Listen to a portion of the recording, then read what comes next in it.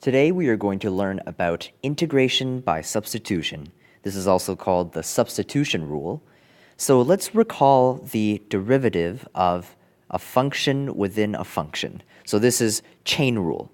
So if we have a function f of g of x, and we want to take its derivative with respect to x, then what we're going to get is f prime of g of x multiplied by g prime of x.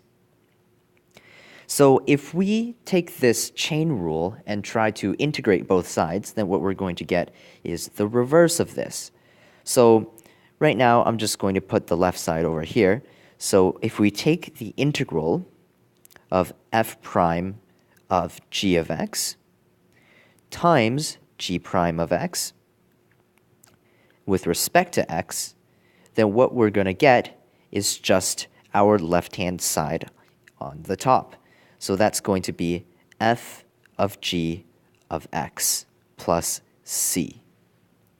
Now, this is the integration by substitution. So this is just reverse chain rule.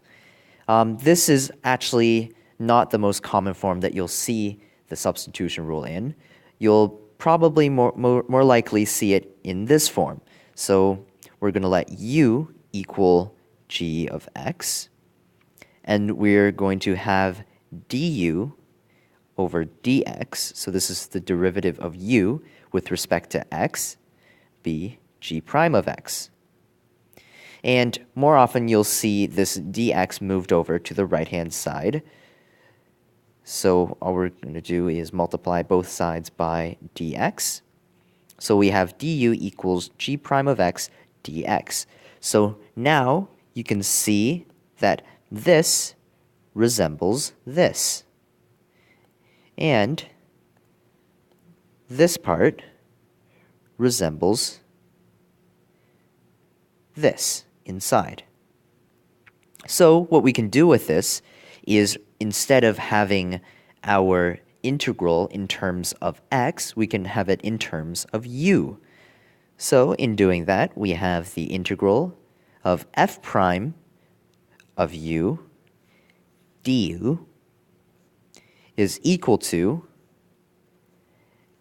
f of u plus c.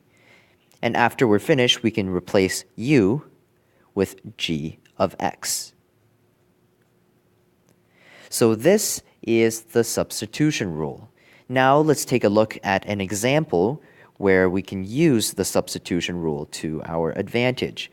For example, if we want to solve the indefinite integral of x squared sine x cubed dx.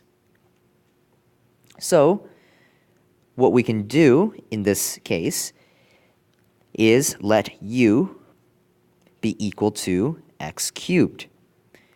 So if we take the derivative of u with respect to x, then what we're going to get is du equals 3x squared dx.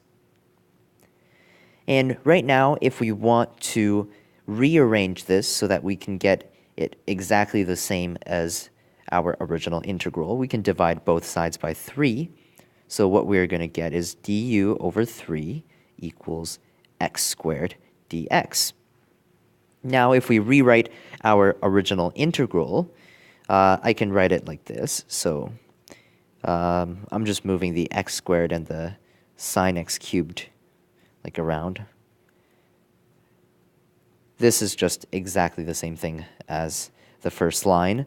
What I'm going to do now is I'm going to show you how these two are alike. So these two terms are the same thing. So this can be replaced by du over 3. And this term is the same as this term. So this can be replaced by u. So if we are to rewrite the integral in terms of u, what we can do now is say that this is equal to the indefinite integral from sine u times 1 over 3 with respect to du. So instead of having these powers of x, we now have our integral in terms of a simple u. So right now we can easily integrate this, so the integral of sine of u is going to be negative cosine u. So we're going to get negative 1 over 3 cosine u plus c. Now we aren't done yet because we have our result in terms of u and we need to finish in terms of x. So all we have to do is replace the u with an x. So our final answer is going to be negative 1/3 cosine x cubed plus c.